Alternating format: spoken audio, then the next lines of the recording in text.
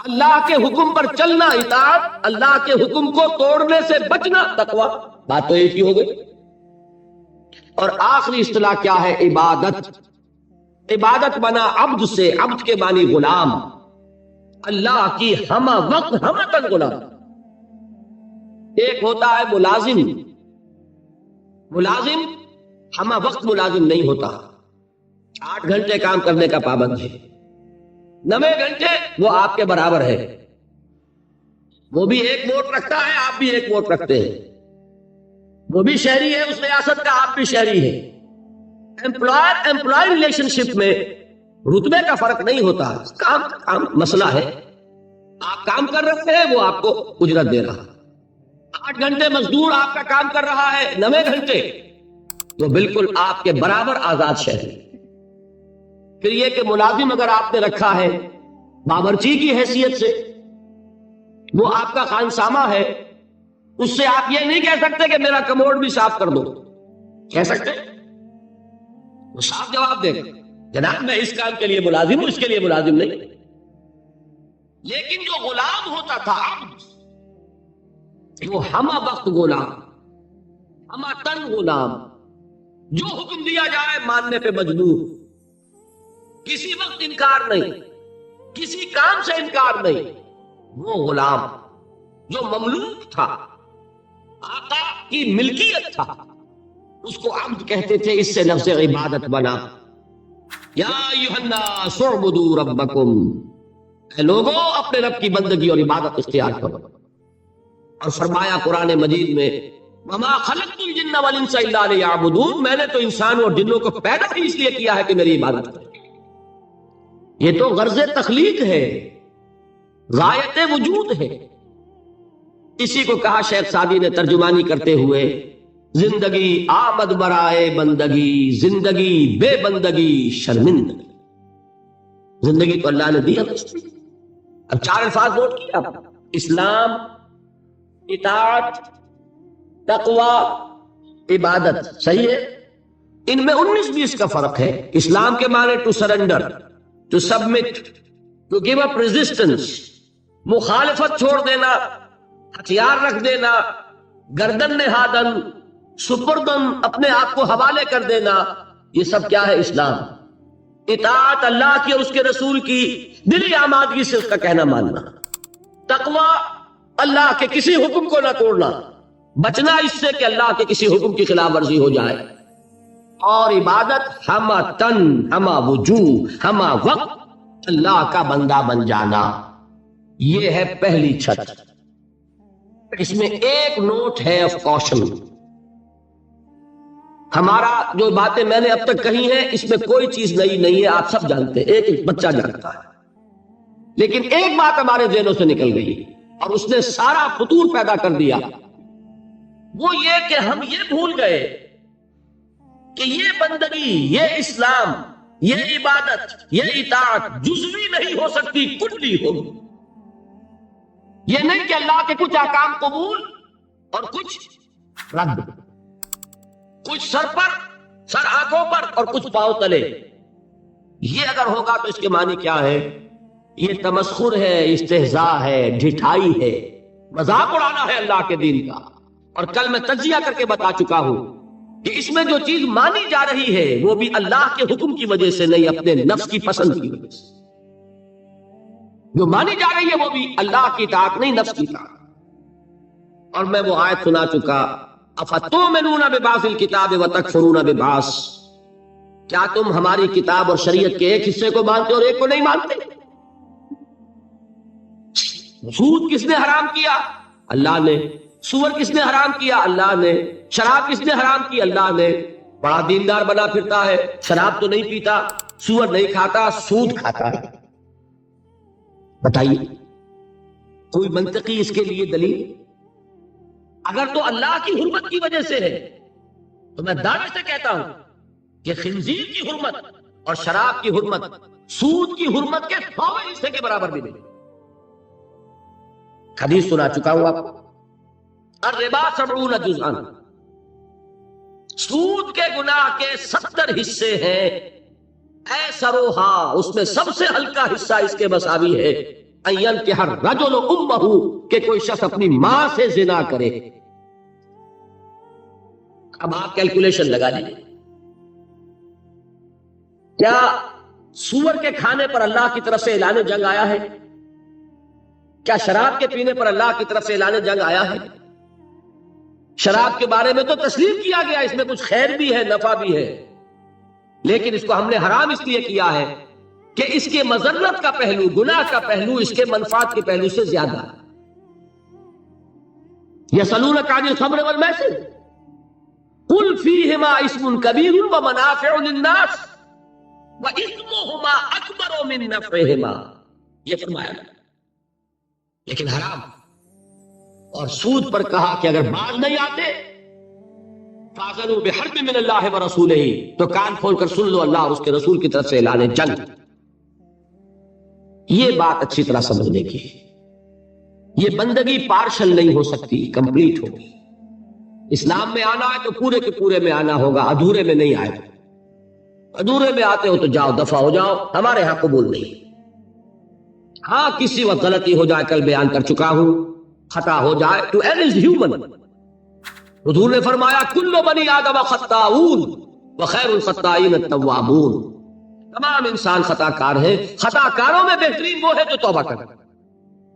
لیکن توبہ کی بھی قرآن مجید میں شرح کر دی. ایک توبہ وہ ہوتی ہے ساری عمر حرام خوری کرتے رہو اور موت کے وقت آگے ہاتھ جوڑ دو، وہ توبہ قبول نہیں ہوگی.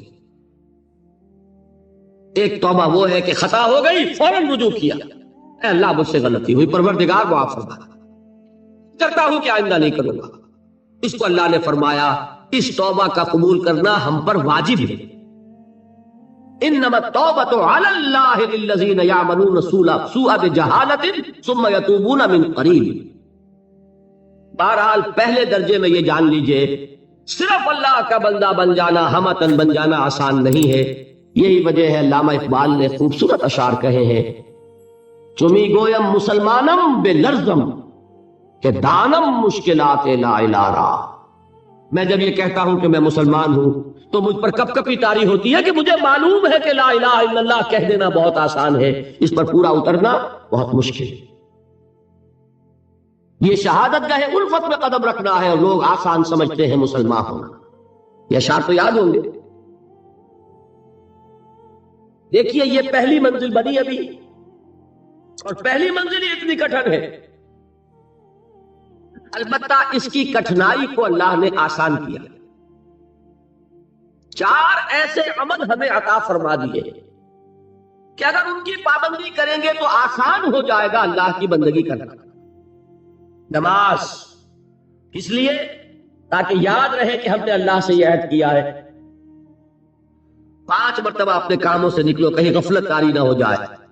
آؤ اپنے عہد کو تازہ کرو. ایاک نعبد و ایاک نستعین، پروردگار میں عہد کرتا ہوں، تیری ہی بندگی کرتا ہوں اور کروں گا، اور تجھ ہی سے مدد چاہتا ہوں اور چاہتا ہوں. حفیظ جالندری کا ایک بڑا پیارا شعر ہے، سجدے میں گر کر آدمی کیا کرتا ہے. بڑا پیارا شعر ہے.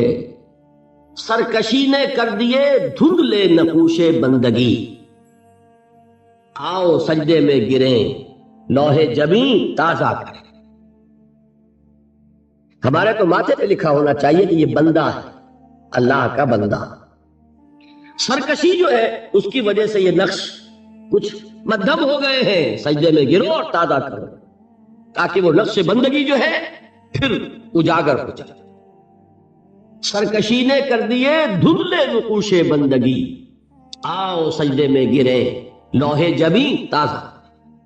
نماز کیا ہے؟ بندگی کے اقرار کو تازہ کر. پھر اس عبادت میں آڑے آتے ہیں انسان کے نفسانی خواہشات. اس نفسانی خواہشات کا مقابلہ کرنے کے لیے کیا دیا؟ روزہ. حضور نے فرمایا صوم جنت، روزہ ڈھال ہے. نفس کا حملہ کس پر روکو گے؟ روزے کی ڈھال پر. پیٹ کھانے کو مانگتا ہے لیکن اپنے اندر ضبط پیدا کرو. 1 مہینے تک صبح سے شام تک شریر بھوک کے باوجود نہیں کھا رہے، حلال چیزیں نہیں کھا رہے، بہترین پھل موجود ہے فریج کے اندر، حلق میں کانٹے پڑ رہے ہیں اور فریج کے اندر روح افزا کی بوتل موجود. نہیں پی رہے، کیوں؟ کہ اللہ کا حکم نہیں۔ اگر اس کی عادت ہو جائے گی تو بقیہ 11 مہینے حرام سے تو بچو گے کہ نہیں؟ یہ مشق ہے، یہ بندگی کی مشق کرائی جا رہی ہے۔ پریڈ کرتا ہے ایک فوجی کس لیے؟ جس وقت پریڈ کر رہا ہے اس وقت جنگ تو نہیں ہو رہی ہے، لیکن مشق کرے گا تو چاقو چوبند رہے گا کہ جب جنگ ہوگی تب بھی یہ چاقو چوبند رہے، اور ایک کوشن پر موو کرے، ایک کمانڈ کے اوپر آگے ٹوٹ پڑے۔ اس کی عادت کرنی پڑتی ہے۔ تو نفس کے حملوں کو روکنے کی عادت پیدا ہوئی کس سے؟ روزے سے۔ اللہ کی بندگی میں ایک بہت بڑی رکاوٹ ہے مال کی محبت۔ مال محبوب ہے، یہ تو میں آپ کو اقسام شرک میں بتاؤں گا۔ زر پرستی بھی شرک ہے جسے کوئی نہیں جانتا، قبر پرستی کو تو جانتے ہیں شرک ہے، اور ہے زر پرستی بھی شرک ہے، یہ کسی کو پتا نہیں، اور نفس پرستی بھی شرک ہے، یہ کسی کو پتا نہیں۔ یہ تو وہ موضوع آئے گا اب انشاءاللہ، لیکن ذہن میں رکھیے سب سے بڑی دل کے اندر جو نجاست ہے وہ حب مال کی ہے، مال کی محبت۔ اس کو کھرچنے کے لیے کیا چیز عطا فرمائی؟ زکوٰۃ۔ مال نکالو، اور یہ ساری برکات جمع کر دی کس میں؟ حج میں۔ نماز کی برکت بھی ہے، اس میں طواف ہو رہا ہے، شاعر الہی ہے، اور پھر اس میں مال بھی خرچ ہو رہا ہے، وہ زکوٰۃ کی برکت آ گئی۔ احرام کی پابندیوں میں روزے سے مشابہت ہے، روزے میں تعلق زر و شو نہیں ہے نا، اور احرام میں نہیں ہے۔ تمام برکات کو جمع کیا ہے حج میں۔ یہ عبادات کس لیے دی گئی؟ یہ ٹریننگ کورس ہے ایک بندہ مسلم کا، بندہ مومن کا، کہ اسے اللہ کی ہمتن بندگی کی عادت پیدا ہو، صلاحیت پیدا ہو جائے، وہ واقعتاً اللہ کے احکام پر چلنے کے قابل ہو جائے، اس میں تقوی پیدا ہو جائے۔ یا ایھا الذین آمنوا کتب علیکم الصیام کما کتب علی الذین من قبلکم لعلکم تتقون۔ اہل ایمان، تم پر روزے فرض کیے گئے جیسے کہ تم سے پہلی امتوں پہ فرض کیے گئے تھے، تاکہ تمہارے اندر تقوی پیدا ہو۔ تو یہ جان لیجئے، یہ 4 ستون اور یہ چھت۔ ایک بات میں ذرا عرض کر دوں، برا نہ مانیے، اگر کسی جگہ 4 ستون کھڑے ہوں اور اوپر چھت ہونا تو آپ کیا کہیں گے؟ پاگل پن ہے، یہ ستون کاہے کے لیے کرے گی؟ ستون بامانی تبھی ہے جب چھت سپورٹ کر رہا ہو، ورنہ وہ یادگار تو ہو سکتی ہے، باقی اس کی کوئی افادیت نہیں۔ بالکل یہی حال ہے ان لوگوں کا جنہوں نے صرف نماز روزہ حج زکوٰۃ کو پکڑا ہوا ہے اور اللہ کے حلال و حرام سے آزاد۔ وہ پوری بندگی ان کے سامنے ہی نہیں، پوری زندگی میں اللہ کی غلامی یہ پیش نظر ہی نہیں۔ نماز روزہ حج زکوٰۃ یہ کر لیا اور دین کے تقاضے گویا کہ پورے ہو گئے، جو بھی ہم سے دین کا مطالبہ تھا ہم نے ادا کر دیا۔ اس کی مثال یہی ہے کہ 4 ستون ہے، چھت نہیں۔ اس کا وائسی ورثہ بھی ہے، چھت ہو ہی نہیں سکتی جب تک ستون نہ ہو، لہذا وہ اللہ کی بندگی ہم تک نہیں ہو سکے گی اگر یہ ستون ہی تم نے قائم کی۔ کوئی شخص بنا پھرتا ہو اللہ کا بڑا ہی عاشق اور رسول کا بہت ہی محبت کرنے والا اور نماز پڑھتا نہ ہو، تو ہے فریبی کہ نہیں؟ دھوکے باز ہے کہ نہیں؟ یہ چھت کا دعویٰ کر رہا ہے بغیر ستون کے، اور وہ ستون لیے بیٹھا ہے بغیر چھت کے۔ دونوں شکلیں یکساں غلط۔ یہ تو در حقیقت عمارت کا تصور ہی تب بنے گا ستون ہو، نماز ہو، روزہ ہو، جسے اس حدیث میں حضور نے فرمایا عمود ہے یہ۔ فلا ادلک یا معاذ براس ھذا الامر وعمودہ وضربۃ السنام منہ۔ یہ عمود ہے، یہ ستون ہے، یہ ارکان ہے، رکن کہتے ہی ستون کو ہے۔ ان ستونوں پر پہلی چھت آئی، وہ پہلی چھت کاہے کی ہے؟ اسلام کی، عبادت کی، تقوی کی، اطاعت کی، جو ہمتن ہوگی، جو ہمہ وقت ہوگی، ہمہ وجوہ ہوگی۔ یہاں تک تو بات کل بھی کچھ آ گئی تھی، اب اگلے پر آئیے۔ دوسری چھت کون سی ہے؟ وہ ہے دعوت، تبلیغ، امر بالمعروف نہی عن المنکر، تواصی بالحق، شہادت حق۔ اس کے لیے بے شمار اصطلاحات ہیں۔ قرآن مجید چونکہ آپ کو میں پہلے دن بتا چکا ہوں، عربی فصاحت، بلاغت، ادبیت کی معراج، اور ادبیت کا ایک تقاضا یہ بھی ہوتا ہے کہ الفاظ بدل بدل کر لائے جائیں، ورنہ منوٹنی پیدا ہو جاتی ہے، جی اکتاتا ہے۔ میر کا ایک مصرع ہے کہ ایک پھول کا مضمون ہو تو 100 رنگ سے باندھوں، دعویٰ کر رہے ہیں ایک پھول کا مضمون ہو تو 100 رنگ سے باندھوں، یہ اپنی فصاحت اور بلاغت اور طلاقت لسانی کا اظہار کر رہے ہیں۔ قرآن مجید کے اندر بھی آپ کو یہ حسن ملے گا بتمام و کمال، ایک ہی بات کے لیے کئی اصطلاحات۔ اچھا یہ کہ 19-20 کا فرق ضرور ہوگا ان میں، یہ نہیں کہ بالکل ایک ہو، لیکن بہت قریب قریب۔ میں نے بتایا اسلام، اطاعت، تقوی، عبادت تقریباً ایک مفہوم ہے، لیکن تھوڑا تھوڑا فرق ہے۔ اسی طریقے سے دوسری چھت جو ہے عمل صالح کا کی دوسری منزل، اس کے لیے الفاظ کیا ہے؟ دعوت، تبلیغ، نصیحت، وعظ، تلقین، تعلیم، انذار، تبشیر، تذکیر، امر بالمعروف، نہی عن المنکر، اور سب سے جامع اصطلاح شہادت علی الناس۔ بات سمجھ میں آئی؟ تعلیم میں کیا ہوتا ہے؟ کوئی بات آپ کسی کو سکھا رہے ہیں، ہمارے تبلیغی بھائی ہوتے ہیں، بھائی تعلیم ہو رہی ہے، تعلیم کائے کے لیے ہوتی ہے؟ وہ بھی تبلیغ کی ایک شکل ہے نا، کوئی کتاب لے کر بیٹھ کر پڑھ رہے ہیں، درس کائے کے لیے ہے، یہ بھی تبلیغ ہے۔ تقریر جو میں کر رہا ہوں یہ کیا ہے؟ یہ تبلیغ ہے۔ اور وصیت، نصیحت، وعظ، یہ کیا ہے؟ یہ بھی کسی کو کوئی بات سمجھانی ہے، آمادہ کرنا ہے۔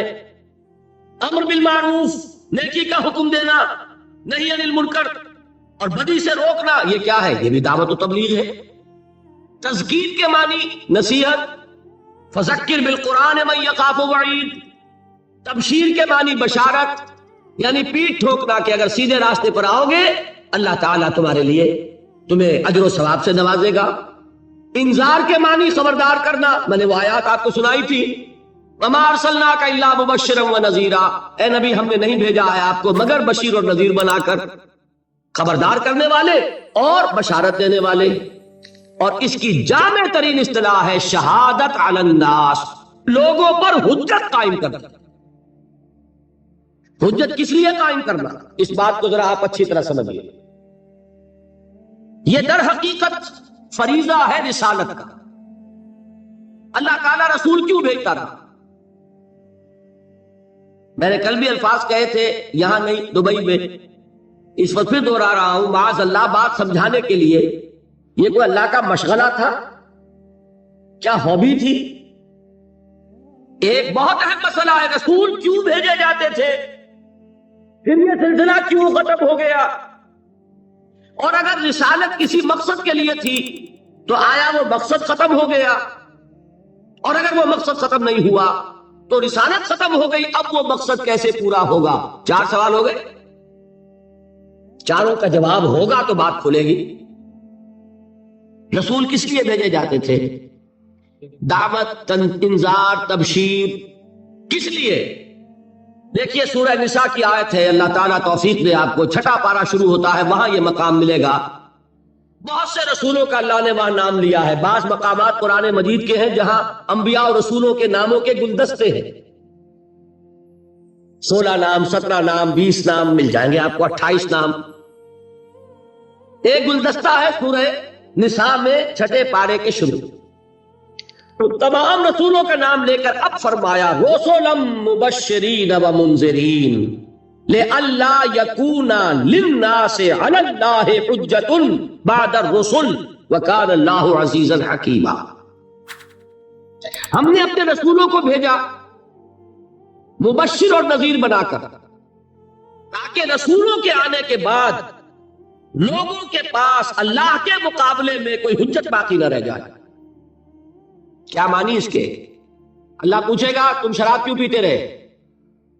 اے اللہ تو نے ہمیں بتایا نہیں کہ حرام ہے، دلیل ہو جائے گی کہ نہیں؟ ہمیں بتایا نہیں کہ حرام ہے، جب تک قرآن میں آیت نہیں اتری کہ آخری آیت کے حرام ہے صحابہ پیتے رہے کہ نہیں؟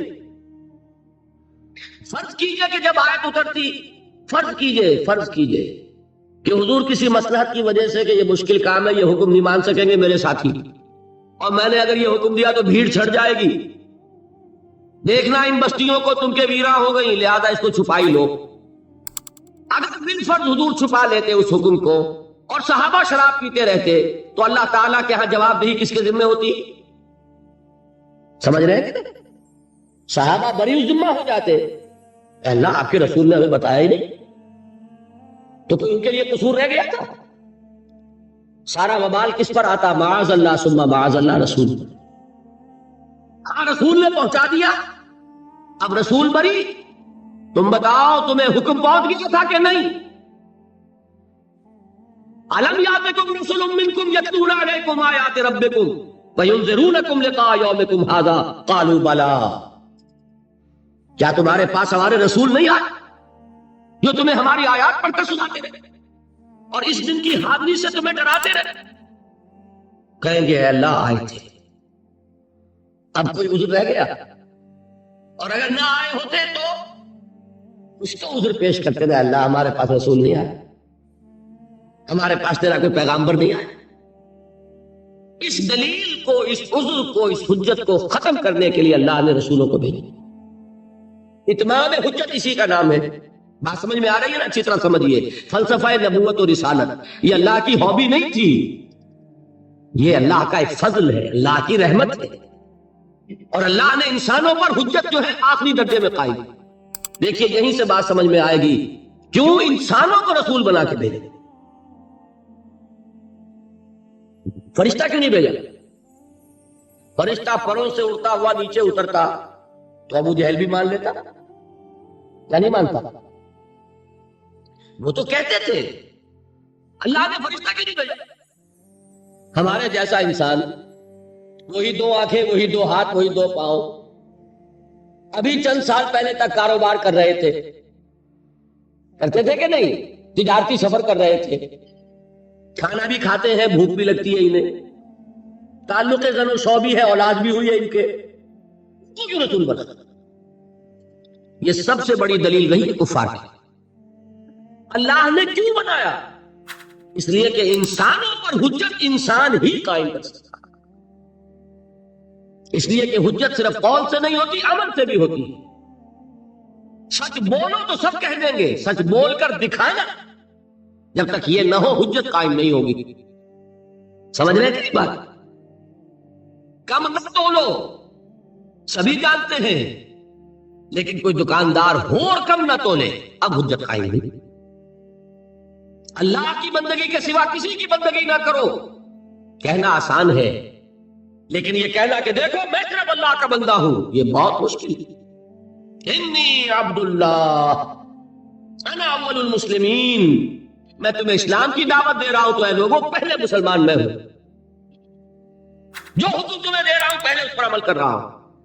और अगर वो होते फरिश्ते तो हम तो बड़े सुकरात और बुकरात में हम कहते जी इन्होंने कर दिया तो कौन सा कमाल है, इन्हें ना पेट लगा, ना जोरू, ना जाता, कुछ नहीं।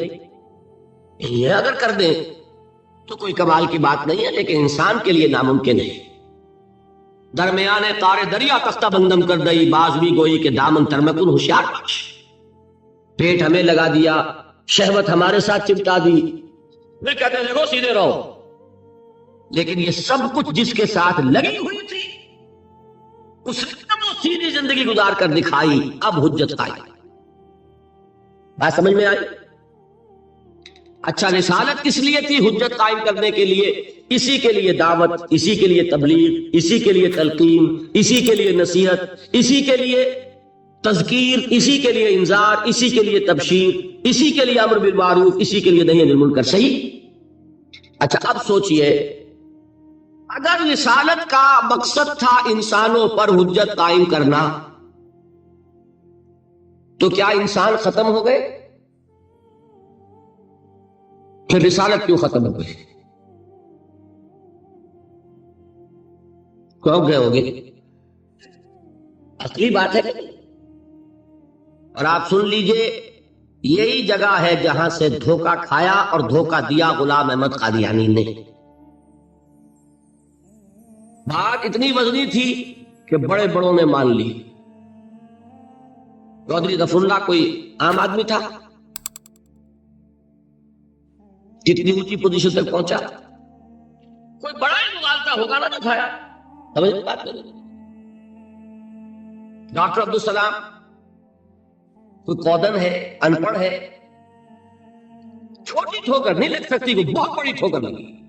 وہ بہت بڑی ٹھوکر یہ ہے، غلام احمد قادیانی نے جہاں سے بات شروع کی وہ یہ تھی کہ نبوت تو رحمت تھی، نبوت کا مقصد انسانوں کی ہدایت، نبوت کا مقصد انسانوں پر حجت قائم کرنا، انسان ختم نہیں ہوئے، نبوت کیسے ختم ہوئی؟ یہاں سے بات چلا کے پھر اس نے اپنی نبوت کا دعویٰ کیا۔ بات سمجھ میں آئی؟ پہلے آدمی کو سٹیج تیار کرنا پڑتا ہے، تمہید باندھنی پڑتی ہے، تمہید تھی، تمہید وزنی تھی، لیکن جواب غلط تھا۔ صحیح جواب کیا ہے؟ اللہ نے ہدایت کامل کر دی محمد پر صلی اللہ علیہ وسلم، اس ہدایت کو محفوظ کرنے کا ذمہ لیا خود۔ انا نحن نزلنا الذکر وانا لہ لحافظون۔ اب کام رہ گیا دعوت اور تبلیغ اور اتمام حجت، یہ حضور کے بعد لازم کر دی امت محمد پر۔ اب جواب صحیح آیا، نبی کی ضرورت نہیں۔ نبی کی ضرورت کب تھی؟ جبکہ ابھی ہدایت کامل نہیں ہوئی تھی، ابھی تو انسان کی ذہنی استعداد اتنی نہیں ہوئی تھی کہ کامل ہدایت دے دی جاتی۔ ایک بچہ ہے پرائمری کا، اسے آپ فلسفہ پڑھائیں گے کیا؟ اس کو پی ایچ ڈی استاد رکھ دیجئے، کیا وہ اپنا علم اس کو منتقل کر دے گا؟ اس کی اپنی استعداد بھی تو چاہیے کہ نہیں؟ وہ ایم اے کر چکے گا تو فلسفہ پڑھائیے۔ تو نوع انسانی بھی تدریجاً ارتقائی مراحل طے کر رہی تھی۔ حضرت مسیح کے الفاظ موجود ہیں انجیل میں آج بھی۔ لاسٹ سفر جو تھا، جس کے بعد ان کے کہنے کے مطابق ان کی گرفتاری عمل میں آئی، اس میں انہوں نے کہا تھا کہ مجھے تم سے، اپنے حواریین سے فرمایا تھا کہ مجھے تم سے ابھی اور بھی بہت سی باتیں کہنی تھیں، لیکن ابھی تم ان کا تحمل نہیں کر سکو گے۔ میں اپنے باپ، آسمانی باپ کے پاس جاؤں گا تاکہ اس کو بھجواؤں، وہ ہے محمد الرسول اللہ صلی اللہ علیہ وسلم، جن کی بشارت دینے کے لیے حضرت مسیح آئے۔ وَإِذْ قَالَ عِيسَىٰ لِقَوْمِهِ يَا قَوْمِ لِبَنِي إِسْرَائِيلَ يَا بَنِي إِسْرَائِيلَ إِنِّي رَسُولُ اللَّهِ إِلَيْكُمْ مُصَدِّقًا لِمَا مَعَكُمْ مُصَدِّقًا لِمَا بَيْنَ يَدَيَّ مِنَ التَّوْرَاةِ وَمُبَشِّرًا بِرَسُولٍ يَأْتِي مِن بَعْدِي اسْمُهُ أَحْمَدُ۔ معلوم یہ ہوا کہ انسان جب میچور ہو گیا ذہنی اور فکری اعتبار سے تو الہدا دے دی گئی۔ یہی وجہ ہے تورات کی حفاظت کا ذمہ اللہ نے نہیں لیا۔ سوچا کبھی آپ نے کیوں؟ کیا تورات اللہ کی کتاب نہیں تھی؟ اور اللہ اس کی حفاظت کا ذمہ لیتا تو کیا اس میں تحریف کر سکتا تھا کوئی؟ پھر کیا وجہ ہے کیوں نہیں ذمہ لیا اللہ نے؟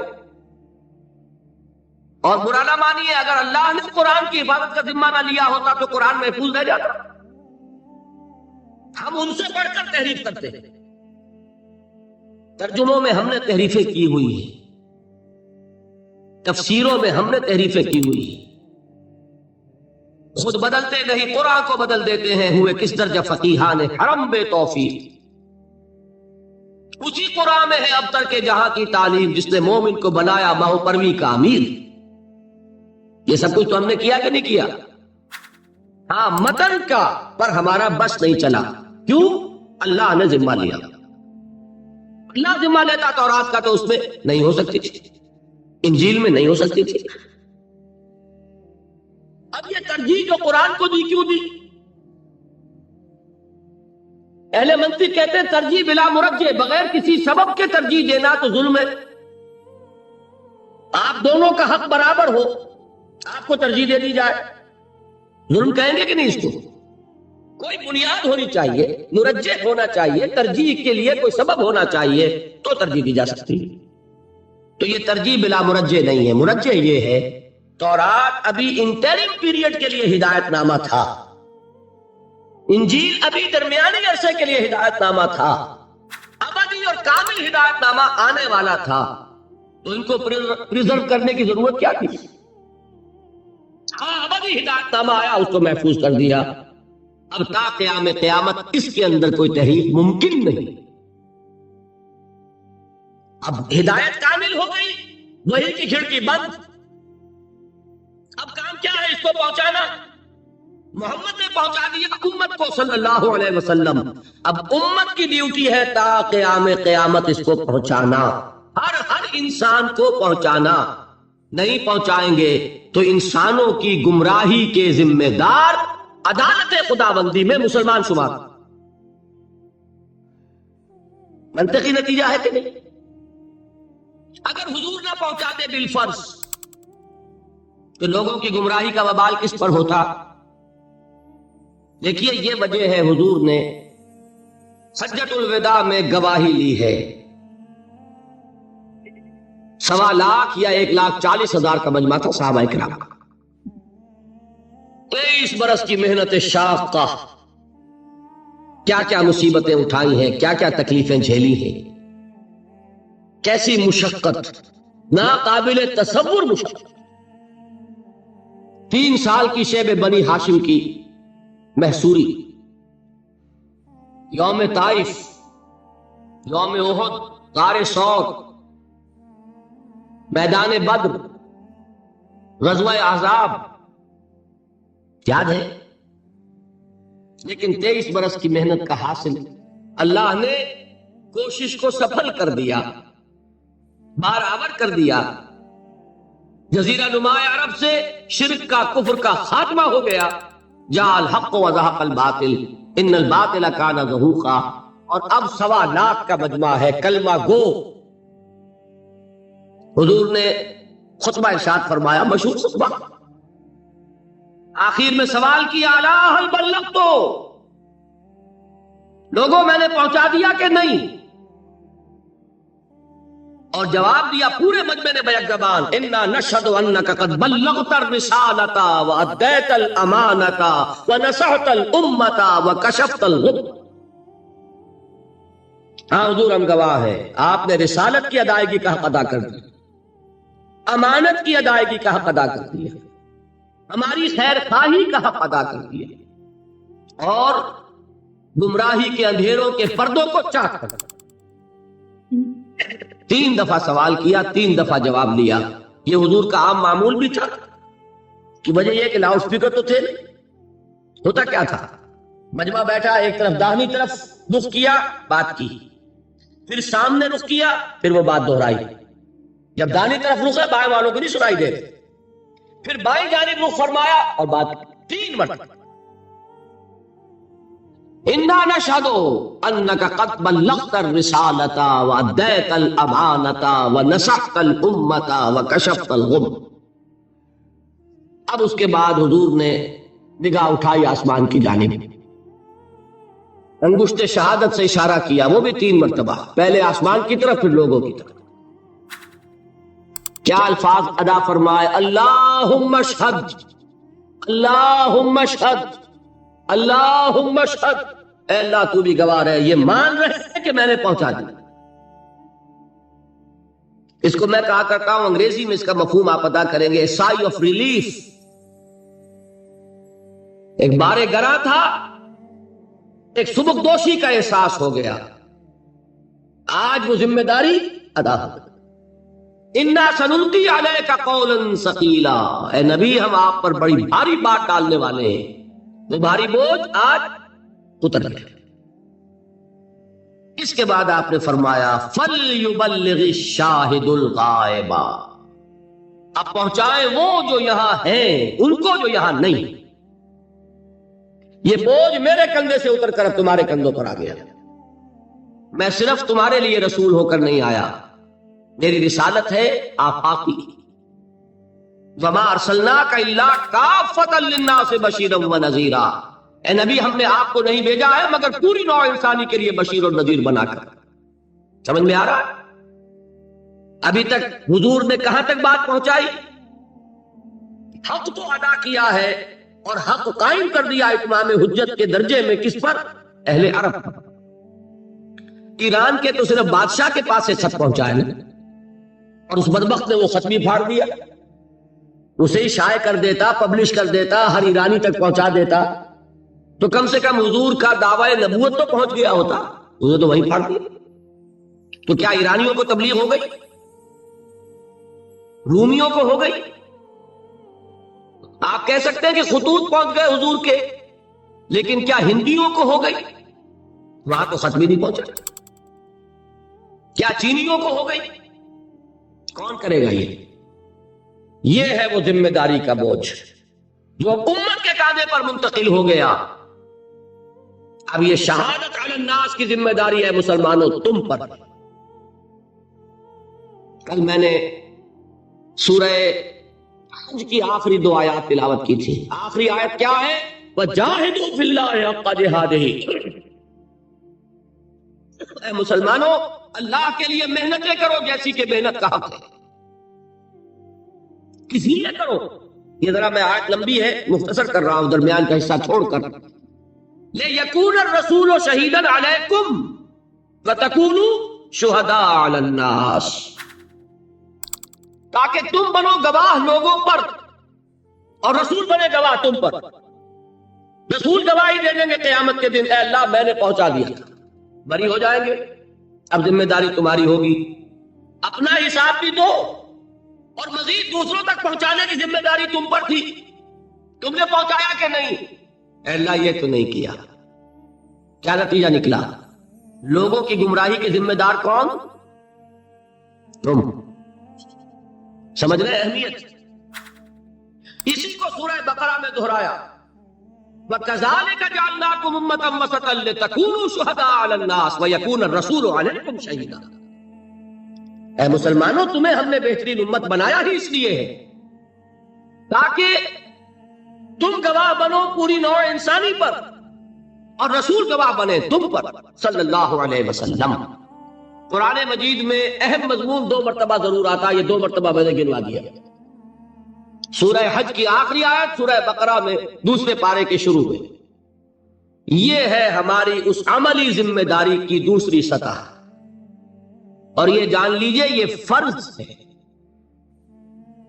میں تواصی بالحق میں ثابت کر چکا، 3 بنیادیں اس کی ہیں، اور یہاں بھی میں نے ثابت کر دیا کہ در حقیقت یہ ختم نبوت کا لازمی تقاضا ہے۔ جو ٹھوکر کھائی غلام احمد قادیانی نے وہ کیا کہ لوگوں کی ہدایت کے لیے نبوت جاری رہنی چاہیے، یہ حماقت ہے۔ نبوت کامل ہو چکی محمد پر، ہدایت کامل ہو چکی محمد پر صلی اللہ علیہ وسلم، اور اس ہدایت کو اللہ نے ہمیشہ کے لیے محفوظ کر دیا۔ اب نبوت کی ضرورت نہیں، اب اس کی تبلیغ ہے، اس کو پھیلانا ہے، اس کو پہنچانا ہے، اس کی نشر و اشاعت ہے، حجت کا قائم کرنا ہے، اور یہ ذمہ داری ہے اب امت محمد کی صلی اللہ علیہ وسلم۔ اگر وہ کرے گی سرخرو ہوگی، نہیں کرے گی تو دنیا کی گمراہی کا وبال اس کے کندھے پر۔ میں اس کی سادہ مثال ایک دیا کرتا ہوں، قرآن مجید میں بھی ہے، اور جو سادہ مثال ہے اس سے پہلے بات سمجھ لیں۔ آپ نے اپنے کسی عزیز کو پیغام بھیجا کسی پیغامبر کے ہاتھوں، کل شام تک یہ کام بھائی ضرور کر دینا ورنہ میرا بڑا نقصان ہو جائے۔ ہو سکتا ہے کہ کہیں کسی کا اقامہ گم ہوا ہو بھائی، اور سعودی عرب کا اقامہ ہو، یہاں کا نہیں، یہاں تو پھر بھی کچھ نرمی ہے شاید، اور اس کو نے کہا ہو کہ بھائی یہ درخواست دے کر لے لینا اس کی رسید ورنہ میں گرفتار ہو جاؤں گا، ٹھیک ہے، لیکن وہ اقامے کی درخواست نہیں دی گئی، آپ گرفتار ہو گئے۔ غصے میں جو آپ کو جھنجھلاہٹ آئے گی کس پر آئے گی؟ فرض کیجئے کہ آپ اپنے اس عزیز سے شکوہ کرتے ہیں کہ میں نے تمہیں پیغام بھیجا تھا، تم نے نہیں کیا کام۔ اگر وہ یہ کہہ دے بھائی مجھے آپ کا پیغام ملا ہی نہیں، تو آپ کچھ اور کہہ سکیں گے؟ آپ سے وہ تو بری ہو گیا۔ سارا غصہ کس پہ آئے گا؟ اس پیغامبر پہ۔ تمہیں میں نے اتنی اہم ذمہ داری سونپی، تم نے اس کا حق ادا نہیں کیا۔ اور وائسی ورثہ کیا ہوگا اگر وہ پیغامبر پیغام پہنچا دے اور اس کا قصور ہو دوسرے کا، تو وہ یہ کہہ کے فارغ ہو جائے گا بھائی مجھے تو نہیں درخواست دینی تھی نا، درخواست تو اسے دینی تھی، میرے ذمہ تھا پیغام پہنچانا، میں نے پہنچا دیا تھا۔ اب یا یہ مجرم یا وہ مجرم۔ اسی کو ذہن میں رکھیے، اللہ نے پیغام بھیجا رسول کے ذریعے نوع انسانی کے نام، رسول پہنچا دے تو بری، اور ساری ذمہ داری اب انسانوں کی۔ رسول نہ پہنچائے تو دوسروں کی ذمہ داری جو ہوگی سو ہوگی، پہلی ذمہ داری رسول کی ہو جائے۔ اسی وجہ سے فرمایا گیا سورہ مائدہ میں، یا ایھا الرسول بلغ ما انزل الیک من ربک وان لم تفعل فما بلغت رسالتہ، اے رسول صلی اللہ علیہ وسلم پہنچا دیجئے جو کچھ کہ آپ پر نازل کیا گیا آپ کے رب کی طرف سے، اور اگر آپ نے بالفرض ایسا نہ کیا تو رسالت کا حق ادا نہیں ہوگا۔ اور اسی کو فرمایا گیا سورہ اعراف کے شروع میں، یہ ہے اہم، نہایت اہم اصول، آیت نمبر 6 سورہ اعراف کی، فَلَنَسْأَلَنَّ الَّذِينَ أُرْسِلَ إِلَيْهِمْ وَلَنَسْأَلَنَّ الْمُرْسَلِينَ، ہم پوچھ کر رہیں گے ان سے بھی جن کی طرف رسولوں کو بھیجا، اور ہم پوچھ کر رہیں گے رسولوں سے، تم نے پہنچایا کہ نہیں؟ اے اللہ ہم نے پہنچایا، اب تم بولو جو بات تم تک پہنچی تم نے اس کے ساتھ کیا معاملہ کیا۔ یہ ہے وہ ذمہ داری، جان لیجئے اب ختم نبوت کے بعد یہ ذمہ داری it has taken the form of a collective responsibility، ایک اجتماعی ذمہ داری ہے، شخصاً کوئی نبی نہیں، کوئی رسول نہیں، آخری نبی محمد، آخری رسول محمد صلی اللہ علیہ وسلم، لیکن اب وہ ذمہ داری جو ہے وہ ادا کرنی ہے پوری امت محمد کو بحیثیت مجموعی۔ اور امت کس شے کا نام ہے، کس چڑیا کا نام ہے؟ میں اور آپ مل کر ہی امت بنتے ہیں نا۔ اگر میں اپنے آپ کو فارغ سمجھوں، آپ اپنے آپ کو فارغ سمجھیں،